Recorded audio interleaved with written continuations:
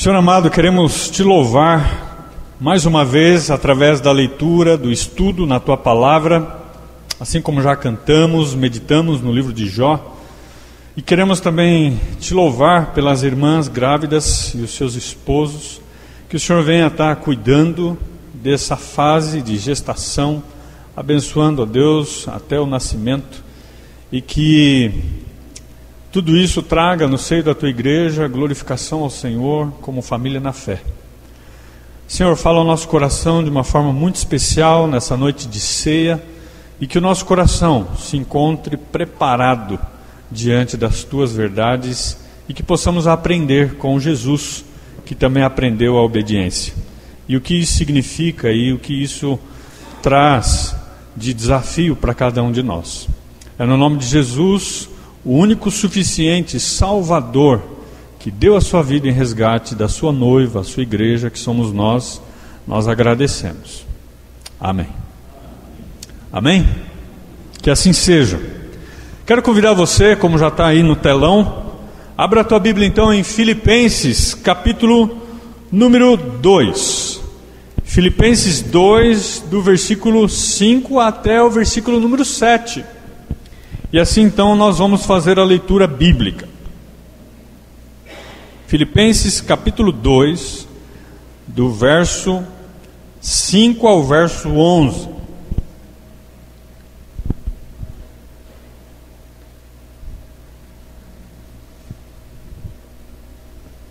Todos acharam?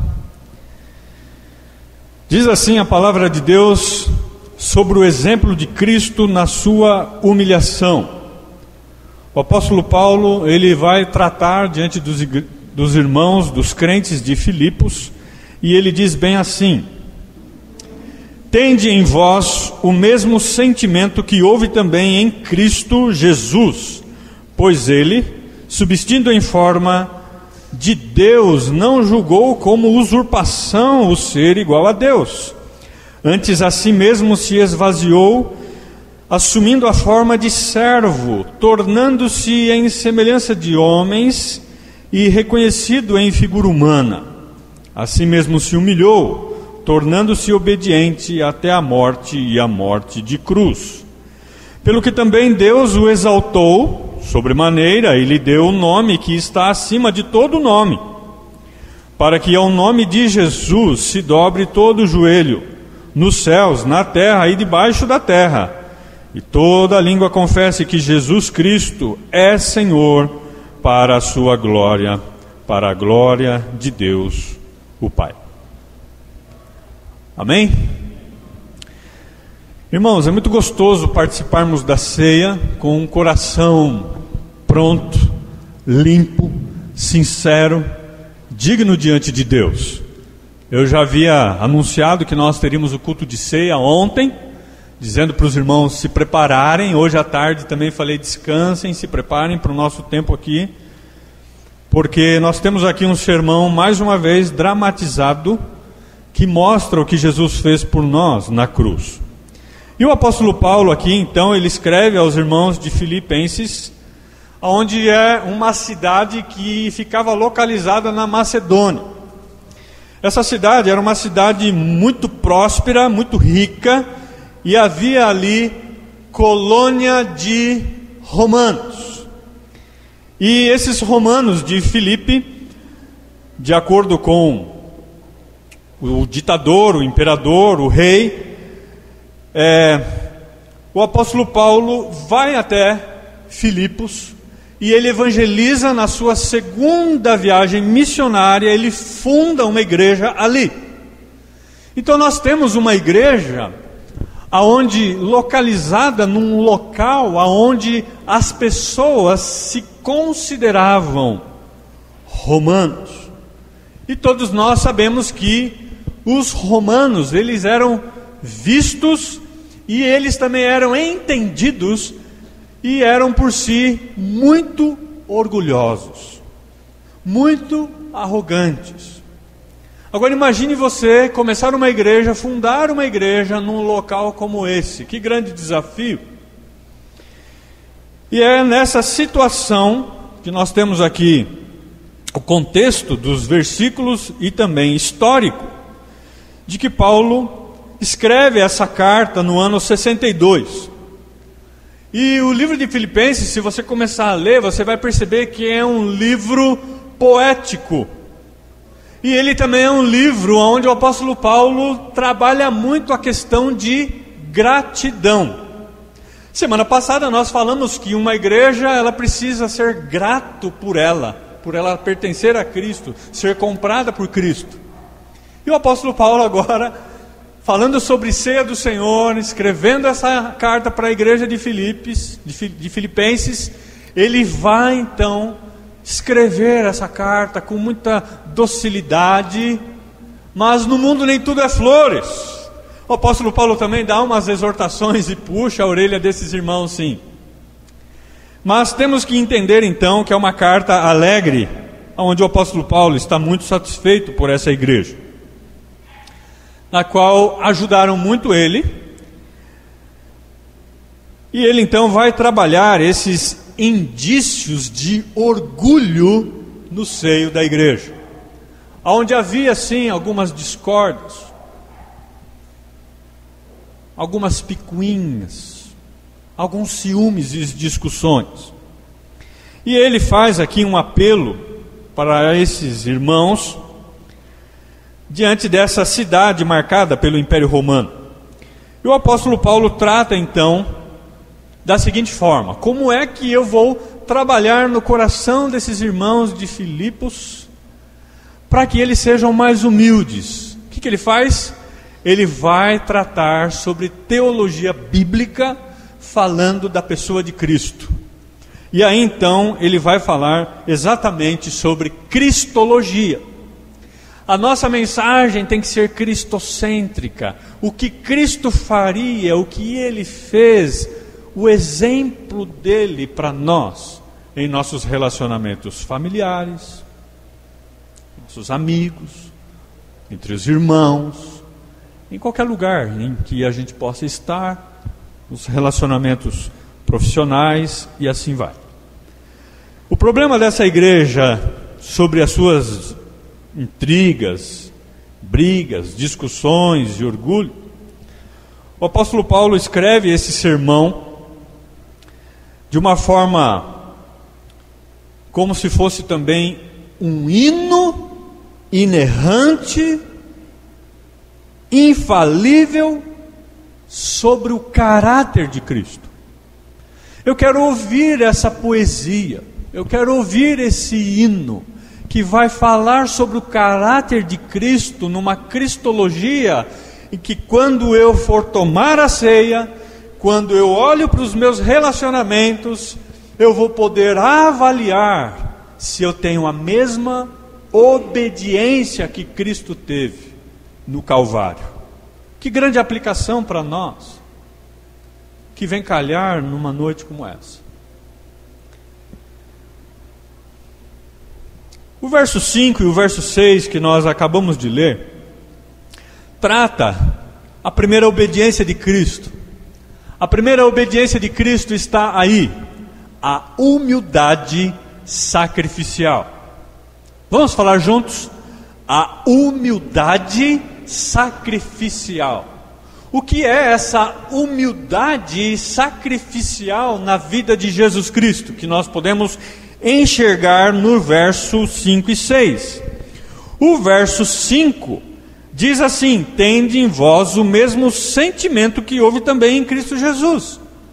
O que é esse sentimento que Jesus teve ao ir para a cruz? É uma emoção? É a sua razão? A nossa vida estava em jogo em suas mãos. Esse sentimento que o apóstolo Paulo trata aqui se traduz da forma mais coerente possível e mais simples.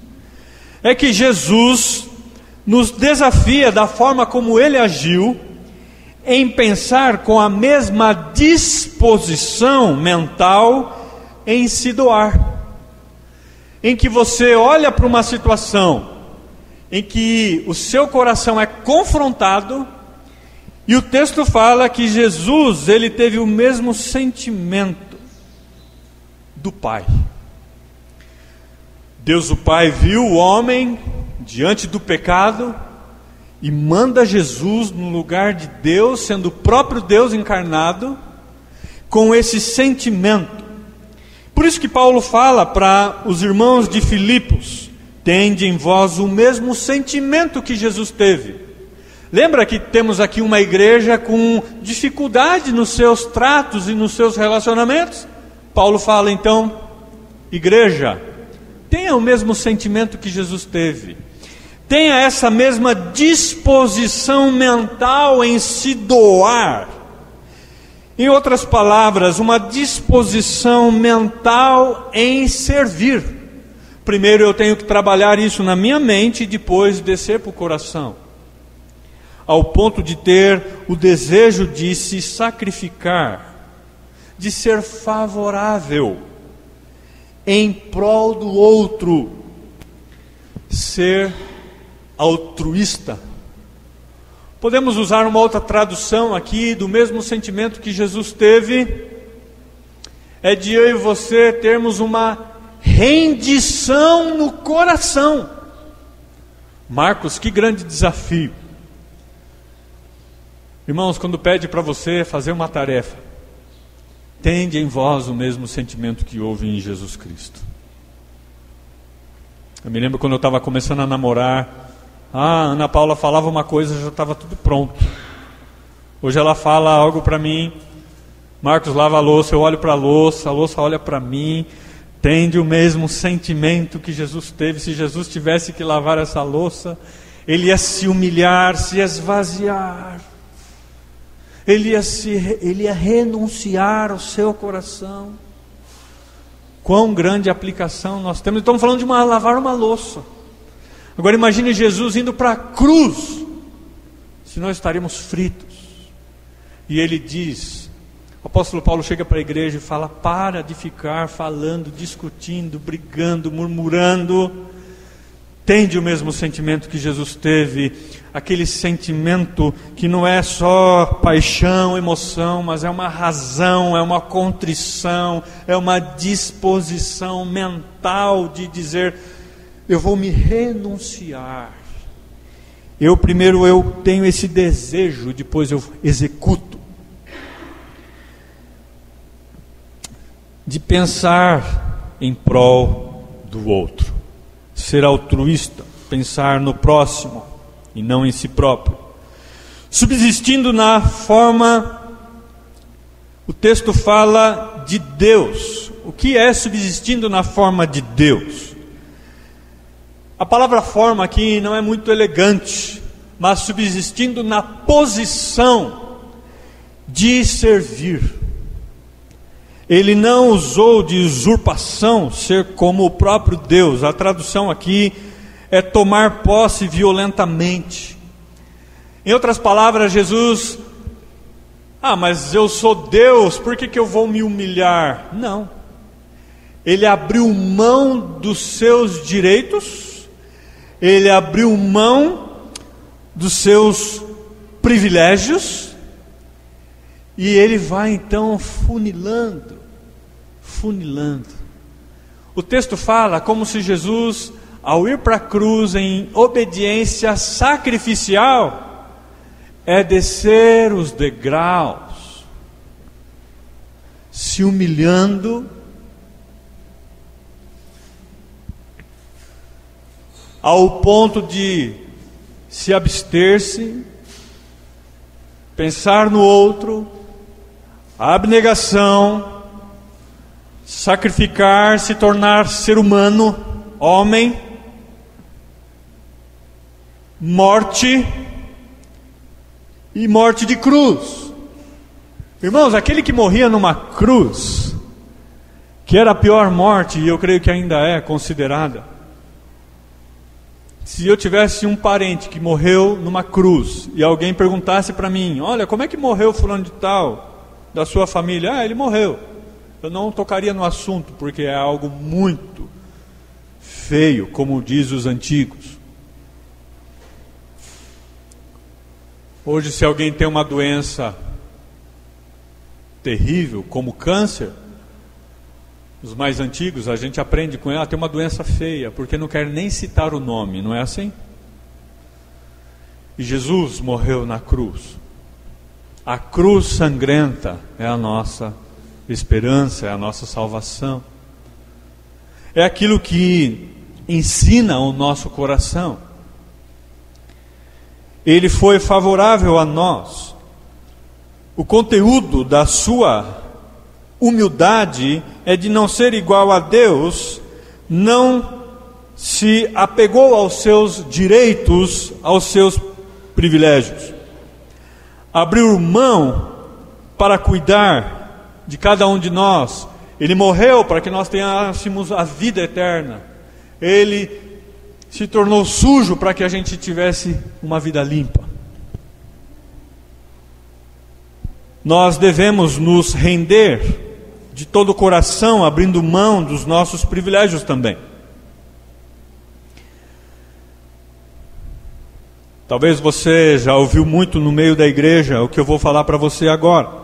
E talvez você também fez isso. Eu gostaria muito que as pessoas me ligassem, mandassem mensagens para mim, que as pessoas me visitassem, que as pessoas orassem por mim, que as pessoas tivessem tempo para me aconselhar, tivesse mais tempo para fazer isso e aquilo, que o pastor também tivesse mais tempo, mais atenção, enfim. A pergunta que eu tenho para todos nós: qual foi a última vez que você visitou alguém? Qual foi a última vez que você evangelizou alguém ou discipulou alguém? Qual foi a última vez que você aconselhou? Qual foi a última vez que você se dispôs a abster-se, abrir mão, se sacrificar, se humilhar, se esvaziar, deixar o seu tempo de lado e parar de olhar nos seus negócios, nas suas finanças, na sua saúde e olhar para a saúde do outro, para a finança do outro? E é isso que Paulo está incutindo na mente dos irmãos de Filipenses. De que nós achamos que temos privilégios. Eu sou crente, eu sou membro da igreja, porque eu tenho isso, porque eu tenho aquilo. Eu abro a igreja, eu canto no louvor, eu prego. Cuidado. Então, da mesma forma que nós queremos exigir algo na igreja, talvez da liderança, nota 0 para mim, porque eu não tenho feito nada. Com esse esfriamento espiritual, sem cultos presenciais, igreja se satisfazendo com culto online, onde só curte, fala que ouviu o sermão, ouviu nada, mas nem sabe o que o pastor pregou. E nos relacionamentos que Deus nos ensina, tende o mesmo sentimento que Cristo teve, de se esvaziar, de se humilhar, de se abster-se, de não aceitar os seus privilégios, abrir mão para socorrer, ajudar o outro. Realmente o nosso coração agita num momento como esse.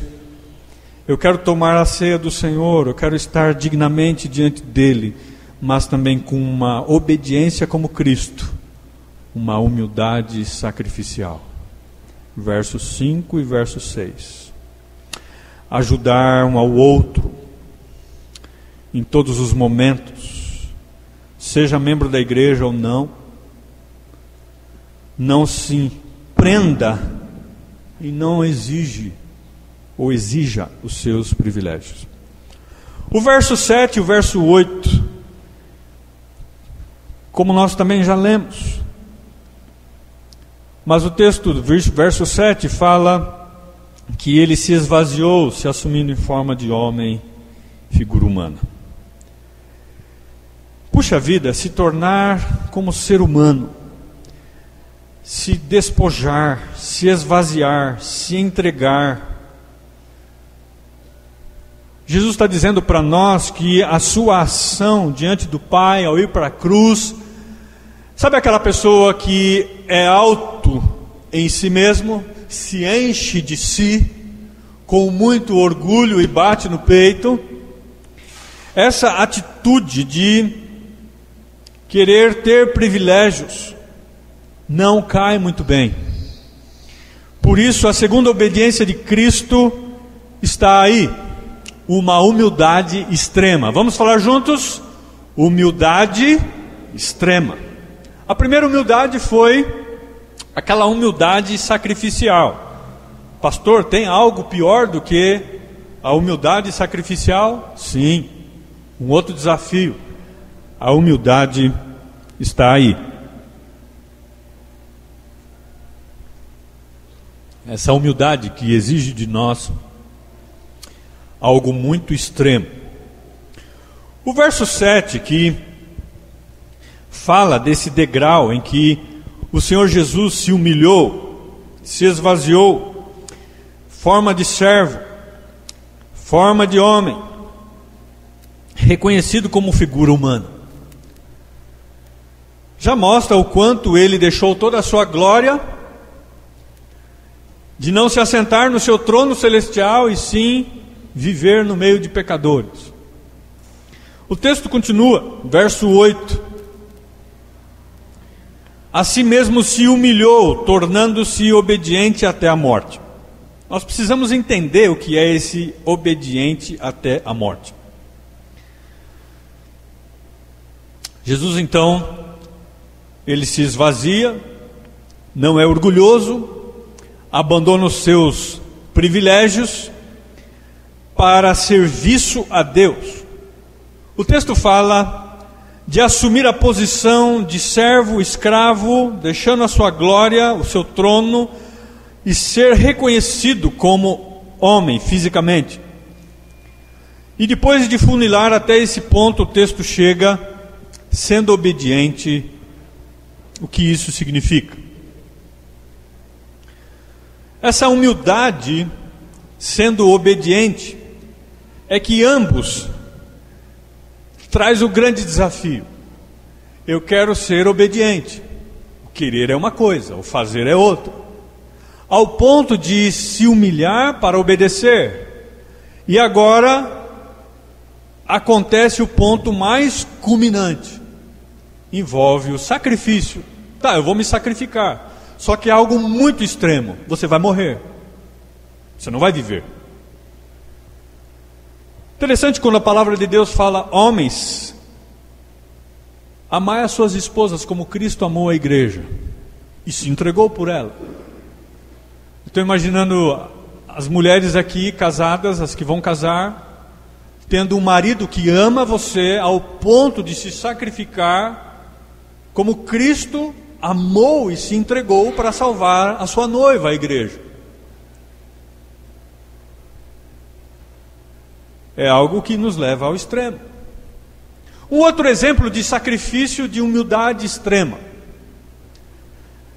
Quando você está sozinho e você tem que fazer o que é certo. E todos estão vendo. E todos vão tirar sarro de você. E todos, além de tirar sarro de você, vão menosprezar você. Quantas vezes aqui na igreja missionária de Atibaia, por exemplo, numa assembleia onde nós tínhamos que tratar assuntos muito difíceis de pecado, onde pessoas se levantavam e eu tive que excluir pessoas que não olham mais para a minha cara, pessoas que tiram sarro da minha cara, pessoas que não conversam mais comigo. É difícil. É uma obediência que nos leva à humildade extrema. Talvez na universidade onde você estuda, na escola, na sua vizinhança, está todo mundo fazendo. E você fala: eu não vou fazer isso. Ah, mas você não vai experimentar? Eu não preciso disso. Ah, mas é bonito. Não. Muito obrigado. E você vai ser atacado, caçoado. Vão agredir você, verbalmente, talvez fisicamente. Como países de cortina de ferro, que se você falar que é cristão, eles vão te matar mesmo. A obediência que Jesus teve levou à humildade sacrificial de pensar no outro, e agora levou à humildade extrema, ao ponto de chegar em situações como essa. morte de cruz. Ninguém gostava de falar sobre esse assunto, mas Jesus fala e ele se entrega por nós. E é bem interessante porque Jesus, ele vai até o máximo, ele se humilha até o máximo, ele aprendeu a obedecer, ele obedeceu aprendendo o que isso significa. Que Jesus era desobediente e quando ele foi para a cruz ele aprendeu a ser obediente. Não é isso, ele era o próprio Deus. O que é aprendeu a sua obediência a Deus? O que isso significa? Significa que ele cumpriu o seu chamado messiânico. Ele tinha que ir para a cruz e ele fez a sua missão salvífica por nós. Ele obedeceu cumprindo a sua missão como Salvador, dando a vida. Em outras palavras, ele aprendeu a obediência em que sentido? Ele foi experimentado, ele foi torturado, ele foi moído pelas nossas transgressões. A palavra de Deus, quando diz que Jesus foi obediente até a cruz, é que ele vivenciou. Ele teve esse máximo esforço para que ele cumprisse, ele realizasse as suas funções ministeriais.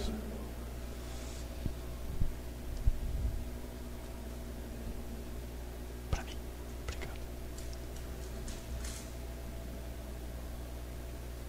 Se você tem uma missão e para no meio, você não aprendeu a obediência. Só aprende a obediência quando você completa tudo o que você tem que fazer. Eu estou pensando aqui as mulheres grávidas no nosso culto. A gestação tem que ir até o fim. Quando o filho nasce, cuidar até o fim da sua vida. Não tem como parar no meio.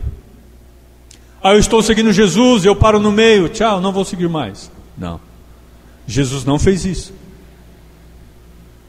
Eu tenho o meu trabalho. Tenho minha educação de filhos.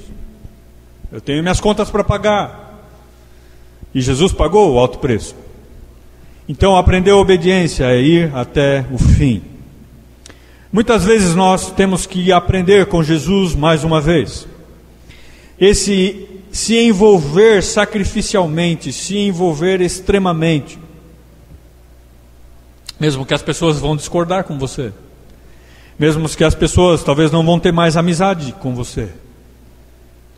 Você agora é um cristão, você agora vai na igreja, agora você lê a Bíblia, agora você pede perdão, olha, agora você... Exatamente.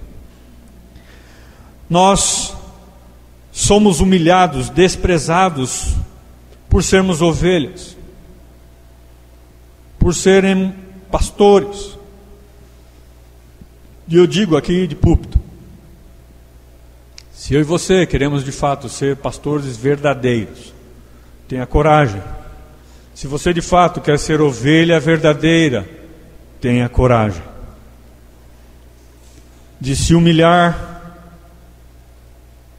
sacrificialmente e se humilhar extremamente. O verso 10, 9, 10 e 11 mostra para nós a terceira obediência de Cristo. Pode colocar. A obediência exultante. Vamos falar juntos? Obediência exultante. O que é essa obediência exultante? O verso 9 fala, pelo que também Cristo o exaltou. Algo exaltado, exultante. Diz o texto, sobremaneira o exaltou, e lhe deu o nome que está acima de todo o nome. Irmãos, Deus é aquele que administra os nomes, as pessoas. Deus conhece o coração de cada um, o que passa na nossa mente, o que nos leva a uma ação. E Ele avalia os nossos corações e consegue colocar cada um no seu devido lugar. E Ele diz no verso 9 que Deus exaltou a Jesus Cristo. Verso 10, para que ao nome de Jesus se dobre todo o joelho no céu, na terra e debaixo da terra. um dia, a palavra de Deus diz que todas as pessoas reconhecerão que Jesus é o Filho de Deus. A palavra de Deus diz que um dia toda a humanidade vai se prostrar e vai dizer que realmente Jesus é o Rei dos Reis. No céu, na terra, debaixo da terra, até no inferno as pessoas vão se prostrar e vão reconhecer que Jesus é Deus, que é o Salvador. Para muitos, infelizmente, será tarde demais, mas todos vão reconhecer. Nessa hora nós também temos que fazer uma avaliação de termos uma humildade exultante. Será que a nossa humildade leva ao louvor a Deus? Leva à exaltação a Deus? Ou nós temos uma humildade que quer uma glória para si mesmo? Olha, eu fiz isso, você viu o que eu fiz? Não é assim. Essa obediência de Cristo com essa humildade exultante, uma obediência tão humilde que o levou a atitudes nobres como essa. Quando seu pai e a sua mãe te dão uma ordem, quando os cônjuges também se decidem, uma humildade que exulta o relacionamento, uma humildade quando você tem uma ordem pastoral, uma ordem do seu patrão, em que você deve se humilhar para o benefício daquela ação, daquele propósito. Irmãos, eu quero terminar levando você a refletir diante disso que nós acabamos de ouvir. Nós nos deparamos aqui diante de um sermão que é conhecido como o Sermão V. O Sermão V. O nascimento de Cristo, a cruz de Cristo e a exultação de Cristo subindo ao céu para vir nos buscar. Ele se humilhou quando nasceu e veio até a cruz, com um sacrifício tão extremo que Deus depois o exaltou sobre tudo e todos. Será que na minha vida eu tenho experimentado, ou de hoje em diante eu quero ter uma vida de humildade como Cristo, ao ponto de se humilhar sacrificialmente, extremamente, e exultação a Ele? O sermão em V, que nos lembra a vitória do Calvário. O sermão que nos leva também a ter uma vida de vitória nos nossos ministérios, na nossa vida comum no lar, no nosso trabalho, em todos os nossos relacionamentos. É claro que Jesus aprendeu a obediência no sentido de que Ele cumpriu a sua missão. Nós temos dois tipos de obediência para aplicar no nosso coração. Nós realmente precisamos aprender a obedecer e depois cumprir a nossa missão. E por último, quero ler a nossa proposição. Pode colocar, por favor, Felipe. Vamos ler todos juntos. Vamos lá. A obediência humilde de Cristo o levou ao sacrifício, ao extremo e exaltação. Mais uma vez. A obediência humilde de Cristo o levou ao sacrifício, ao extremo e exaltação. Vamos orar. Pai amado, estamos diante do Senhor, da palavra do Senhor e da ceia do Senhor que vamos participar agora. Nos ajude, ó Deus, nessa humildade de Cristo, que o nosso coração aprenda a obediência, que o Senhor, ó Deus, quebre, despedace o nosso coração, ao ponto de termos atitudes nobres como nós ouvimos nessa noite. Que a nossa obediência exija de nós de abrir mão para pensar no outro e ajudar o outro.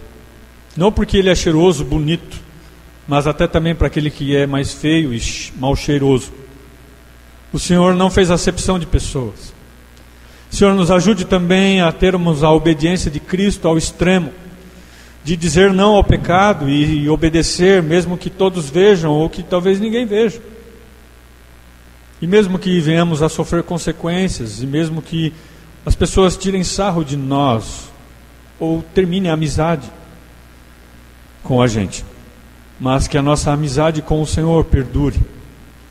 E ao ponto, ó Deus, de nos sacrificarmos dessa forma tão extrema, para que o Senhor receba a exultação, toda a glória. Obrigado porque quando Jesus morreu na cruz por nós, ressuscitou ao terceiro dia, o Pai o exaltou. E o nome que está acima de todo nome faz sentido na nossa vida. Que quando nós ficarmos irados, irritados, como o povo de Filipos, que possamos lembrar de que na cruz o Senhor não se irritou com o nosso pecado, mas o Senhor sangrou pelo nosso pecado, e o Senhor estendeu a mão. E mesmo Pedro, que negou a Jesus, Jesus olhou para ele com tanta misericórdia, e não teve ódio e raiva de Pedro, e abraçou Pedro e perdoou Pedro. E Pedro aprendeu a se humilhar como Jesus, e foi o primeiro pastor na igreja neotestamentária, e morreu também se humilhando sacrificialmente, extremamente, e a glória foi para Jesus. Nos ajude, ó Deus, a sermos como Pedro, que muitas vezes negamos o Senhor, mas que possamos nessa noite ter arrependimento, que ao ouvirmos a sua voz, que é tão firme como pedra, ao mesmo tempo é tão doce, que nos dá vontade de ouvir mais e mais, e que também nos corrige, nos exorta em amor, que nos leva também a te servir com fervor. Cada vez que o servimos, cada vez que amamos o Senhor, mais doce o Senhor é para nós. Essa é a nossa alegria, essa é a nossa satisfação que Paulo teve. E eu me alegro, ó Deus, nessa noite, também satisfeito com essa igreja, como Paulo escrevendo aos Filipenses. Abençoe, ó Deus, a nossa ceia, em nome de Jesus. Amém? Amém.